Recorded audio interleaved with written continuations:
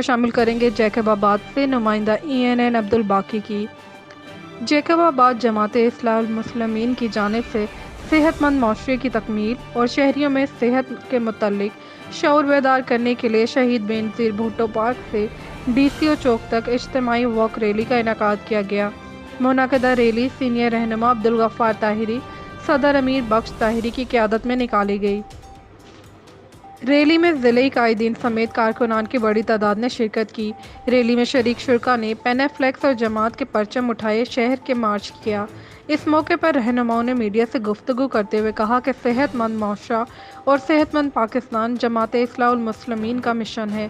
اپنے قائد خواجہ محبوب سجن سائیں کے احکامات ترجیحات میں شامل اجتماعی واک کا مقصد لوگوں میں شعور بیدار کرنا ہے کہ صحت نعمت ہے، اس کا خاص خیال رکھیں، جس میں روز کی بنیاد پر ورزش کرنا ہماری صحت کے لیے انتہائی ضروری اور فائدہ مند ہے۔ آج کل بڑھتی ہوئی بیماریوں کے پیش نظر ڈاکٹر حضرات بھی روزانہ ورزش کرنے کی ہدایات کر رہے ہیں۔